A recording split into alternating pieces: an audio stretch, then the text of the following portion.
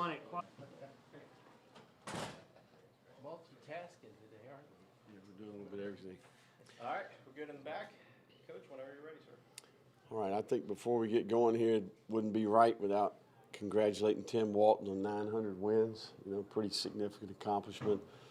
I've certainly enjoyed getting to know him. He's a class act and has had a ton of success. And spending time with him, you figure that out pretty quickly. So, I think the big thing for us going into year two is I think we understand expectations, but now that we've turned the page to football, it's about, kind of establishing how we practice, right? I think reality is you've heard your entire life that practice makes perfect. Well, reality is practice makes permanent, right? So good practice will help you improve. Bad practice, you can regress and go backwards. I thought for the most part today the focus was there, the energy was there, a lot of new faces, and certainly I think we've done ourselves well with the new group we've added. So, each person in the organization right now, in particular the players, need to be thinking about what do I need to do to become a complete player, right? And certainly my role in the organization in terms of what I do to contribute to the team, how can I improve and how can I be a complete person relative to that role. So good first day. I know we got a lot of questions here, so we'll get straight to it. What do we got? Billy, are you seeing any leaders, because you've lost your leaders from last year, are you seeing any leaders evolve? Yeah, no, I think it's probably I would say one of the more impressive things about this group. I think we've got a pretty good group of players there that have been with us for a year. They experienced the good, bad, and the ugly last year. I think we've got character. I think we've got a group that is setting a really good example and has a voice.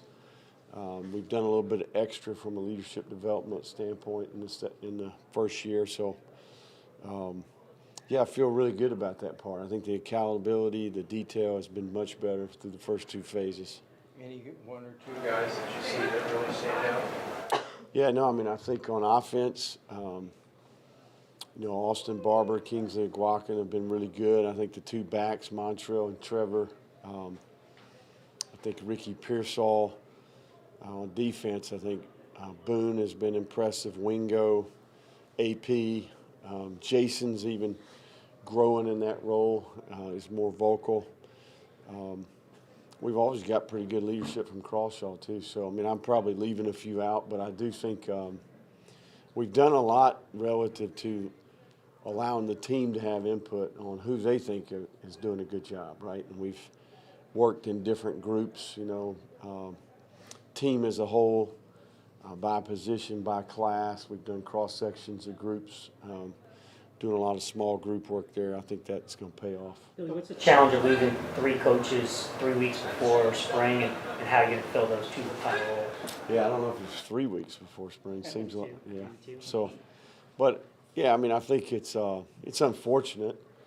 I think with the NFL calendar kind of being shifted around a little bit, I think, I do think it's a compliment to those guys and how hard they've worked in their career, their reputation, and certainly for the NFL to come calling, be willing to do what they needed to do contractually to acquire the coaches. So more than anything, I think it's a compliment to the staff, but there are challenges that come with it. You got to go through. I'm not just going to flip a coin and hire a guy. If we have the person in place that we think is capable, we make those moves quickly. If we don't, then we're going to be very thorough. So we're making progress in that area. We should have some news here shortly. It looks like you have some analysts though out there now. Is that how you compensate, or how do you deal with it in the short term? No, I think we're built to handle the attrition to some degree. The layers that you've got in each room, whether it's an analyst or a graduate assistant or a student, whatever we have in each of those rooms. So we've been able to manage it, but still it's evident. We need a coach or two there. So, but we're going to be patient and work hard, but work smart at it. Billy, you look at your quarterback room, you've got some new faces in there, freshman brand. What do you see from those guys, especially going into this camp? Yeah, I see really a group that's wants to please. You know, I think I see a group that's working really hard. Obviously, Jack's benefiting from being in his second year, but I've been impressed with Graham's work ethic. I think he's done a good job of, he's got a really good grasp of the system. You know, Max is obviously in year 2 as well. Most importantly, just the example there, working hard to connect with the rest of the team. But yeah, I'm excited about that group, and certainly some good and bad out there, like you would expect the first day. But overall, really looking forward to that group and the progress that they can make. Billy, to follow up on what Mark was asking, what were the kind of the challenges at a defensive coordinator and filling that so quickly? How much of what you guys are running is going to be what you ran last year versus what you ran in the past, kind of meshing that together in a really short time? Yeah, no, I think we're, you know, I mean, we're in our tree of coaches, if that makes sense. You know, I think Austin is well respected out there. I think the opportunities that he had this offseason is a reflection of that. But Austin was with us in the past as a graduate assistant. He came back as a position coach, and then certainly for him to get an opportunity to coordinate defense for 2 years and really do a good job. You know, I think his reputation is good. So that one was a little simpler than the others. You know, I think it's going to allow us to, you know, he knows the verbiage, he understands the system, and certainly, you know, that network of people is pretty well respected there. You know, I think from that staff at Louisiana, I think we've got 4 defensive coordinators out there, you know, calling defense. So, you know, Austin has done a great job. He's hit the ground running, and so far so good. Advantage to not being a coordinator, especially as young as he is, to not also having a position room? Yeah, no, I think we still will work with the safeties. You know, I think that, but I think we're sticking with kind of just our overall plan relative to improving the defense from an efficiency standpoint. Harper Long's giving you a call there. My 11-year-old daughter. Okay, there you go. Probably got some real trauma going on. Yeah, Broke a nail or something. But I would say that you know, the intention prior to you know, Patrick's departure was to make Corey the secondary coach. You know, we're doing a number of other things there relative to edge players and interior defensive line. So that was the intent the entire time, and certainly we just had a coordinator change, so we'll take the same approach. Safeties moving to Marcus Weston there. Can you go into that move a little bit and what he could provide in that room? Yeah, no, I think it's a position that's probably a little thin, truth be known, and then I think Jamarcus is a guy that's played really well for us on special teams. He's done a good job on the punt team and the cover team. And we do a number of drills where we ask those 4 core offensive players to take part in tackling circuits. And I think that the defensive staff felt like observing him in those settings that he had a skill set. You know, he's a really good defensive player in high school. So I think there's a skill set there. It's just going to be a matter of learning the system, learning the communication fundamentals. But no, Jamarcus is excited about it, and I know our coaching staff is looking forward to working with him. Is your tight end coach that you're going to hire, is he also going to have any special teams responsibilities, maybe as a coordinator perhaps? I don't think so. I mean, obviously, all of our assistant coaches on both sides have responsibilities in the kicking game. But, you know, he'll carry a heavy load on offense with the tight ends, and then certainly, you know, in the return unit, the block unit, and the PAT field goal unit, our offensive coaches coach those units. So we'll stick with the same blueprint there. Thoughts on the receivers in day 1 and the push-up thing, is that new or is that something we did last spring too in terms of Yeah, we've always done that. Yeah, no, I feel really good about that group. We've got a couple new players there that are here mid-year. I thought Andy Jean, as a newcomer today, did a lot of really good things. But yeah, I mean, I think we've got some guys in the second year in the system. Little wet ball drill out there today, so that was, you know, beneficial. You know, I think we've only had a couple opportunities to work in the rain. So good day. I look forward to watching that group. Two more questions, we'll go to Mark and then in the back. We dived in a little bit on year 2 last year, but where do you hope or where do you expect to see the biggest jump in year 2 success or on the field, or, you know, this time of year maybe? Yeah, I mean, I think, probably the biggest thing is you start in a different place, from a knowledge standpoint, the communication standpoint, the set of fundamentals at every position. So you got a core group of veteran players that, they walk out here the first day you put the ball down, they don't blink, right? So not necessarily what to do, but now it's how to do it, why we do it that way. And I also think the players will benefit from all parts of the organization being in the second year. I'm going back looking at my notes from the previous year. I mean, need multiple pages, to get all those things fixed. So, I mean, I just think we're starting in a different place. It's ultimately from a system standpoint, offense, defense, game changers. It's like you moved to a country and learned a new language last year. Now you've been living in the country for a while, so you're a little more fluent, and I think all of a sudden you start to process a little bit quicker. You anticipate better. You play faster. You get more production. So we still have 27 brand new scholarship players out there, but overall, veterans and then a group of rookies that I think bring some things to the table. Another thing is, too, I mean, you have a new offensive line coming out here with this dynamic running game. So what's the timeline for this offensive line to gel and get ready for the season? Yeah, no, I mean, I think that's probably one of the things I'm most excited about. Line of scrimmage players, in particular, all the mid-year players, I think, make us better. And then we've got a good core group. You think about offensively, Austin, Kingsley, Richard, or Richie. And then I think guys like Slaughter, who are in year 2, Herman's in year 2, and then here comes all the rookies, right? The freshmen and the transfers. So defensively, kind of feel the same way. Good-looking group of portal players out there, 10 of them. All right. Thank you, Coach. Thanks. All right. Thank you, Coach. Kidding. Coach hockey today. The gymnastics the other way. That was good, man. Man, I'll tell you.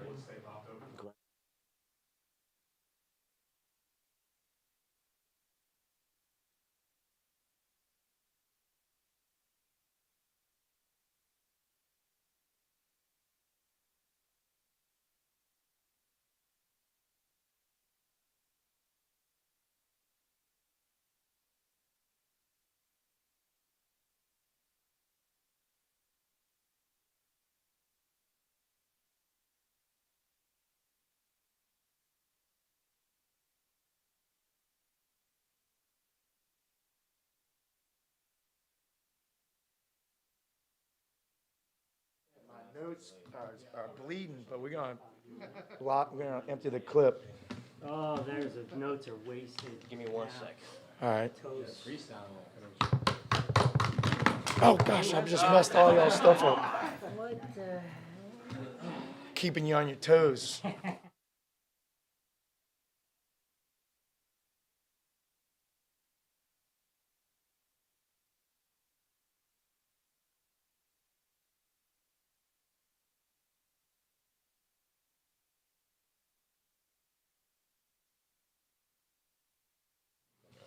Are we good to go? Good. Cameras in the back good? All right, yep, Coach, whenever you're ready. Ladies and gentlemen, thanks for having me today. Really excited about year 2. I've been saying year 2 is a blessing. It's just something about now there's an understanding, right? And then once you have an understanding of how things are, the expectations, the standards, the players know us, we know the players, the strengths, the weaknesses, all those things. Now you're a little more of a skilled sailor, if you will, and you know when to push, you know when to pull back.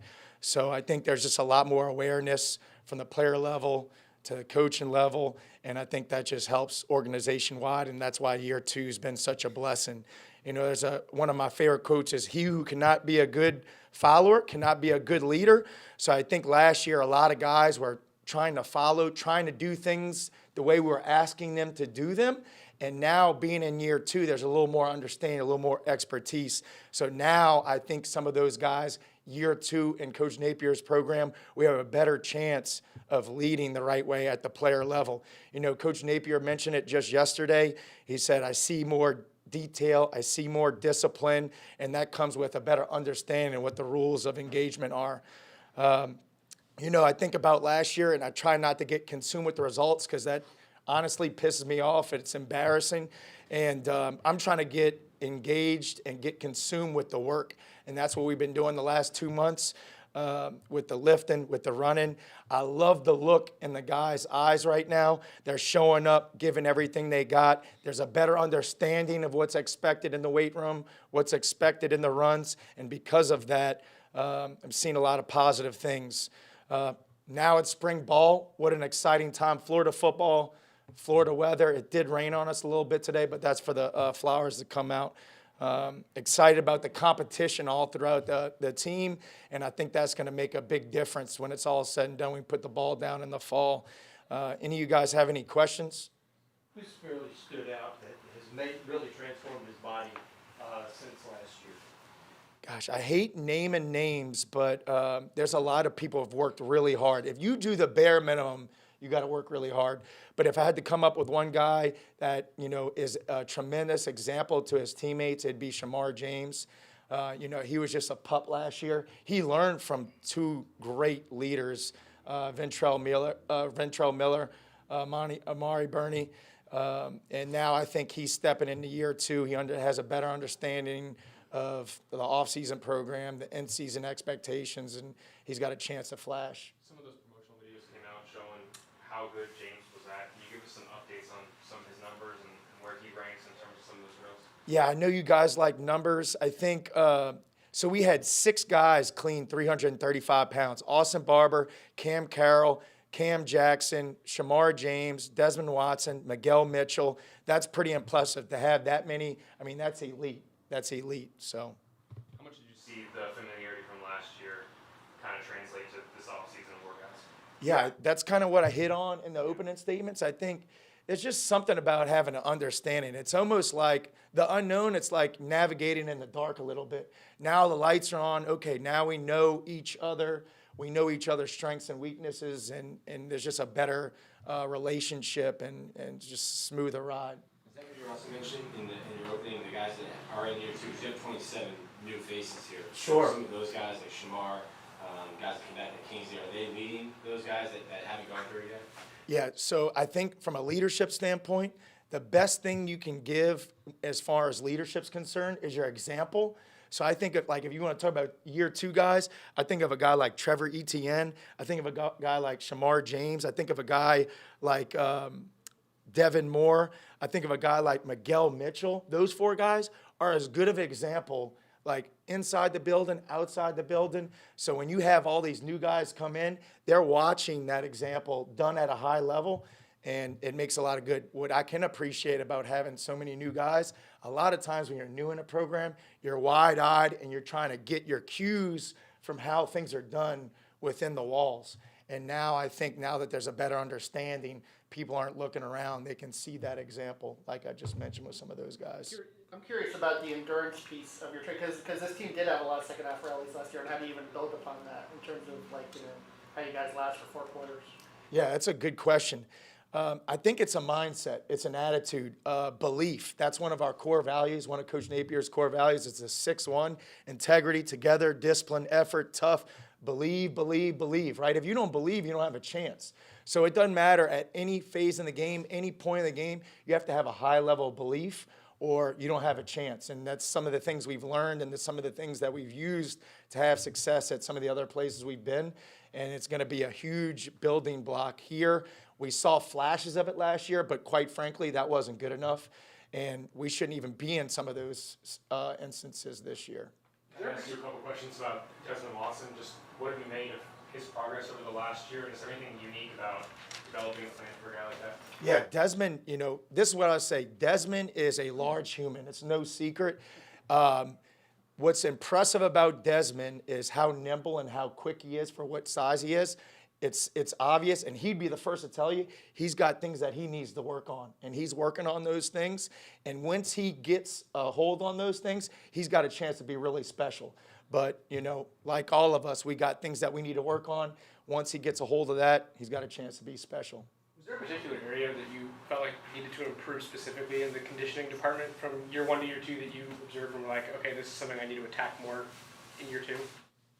Say it one more time. Was there a particular thing going into year 2 that you wanted to attack specifically or improve within the conditioning or the training of the players? Yeah, I think there's a lot of things that go into that, especially when you, at the end of the year, you get some time. We played in an early bowl game, so we had a little more time than normal maybe to kind of undress, if you will, from the season and kind of debrief and quality control and think and reminisce. And there's just, the list is so long on things that we wanted to improve. But I think just starting fresh and tighten the screws on everything from an accountability and then the individual meetings with the players, the one-on-one meetings with all the players, especially the leadership guys, especially the older guys, asking them, hey, what do you think needs to be improved, right? And a lot of them said, we've got to be on top of the discipline. We got to be on top of the accountability. And I think we've done a better job out the gate. Now, like anything, can you sustain it? So I think if we can sustain some of those things, you'll see what the results. It's like I said, don't get consumed with the results, get consumed with the work. How about you? You've got these 3 offensive linemen who just came in, all of them very, very large humans. What kind of progress have you seen with them adapting to your system? Yeah. So obviously that was a position that we needed to make some changes. And I'm imagining you're talking about the transfers, the 3 transfers. I think they've all are big humans, right? Big canvases, big humans. That's what we like. They can bend, they can move well. I got to try and go through each one. KG, Keontae Goodwin, this guy is a machine. He shows up, he works, very disciplined. He's athletic for being as big as he is.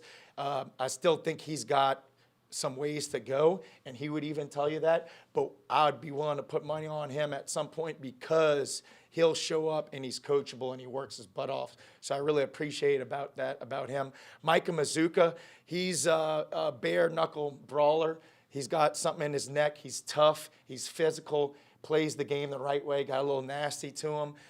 He's a guy you don't want to run in back alley with.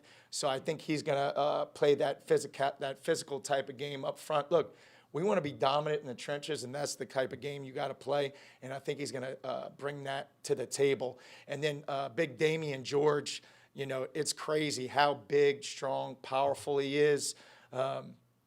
Obviously, meeting and talking with him, he wasn't overly happy with the results he's had with 2 years in college, and I think he's hungry as he's ever been. Sometimes as men, as a human, you almost need to fail and kind of slip up. You got to think from these guys' perspectives.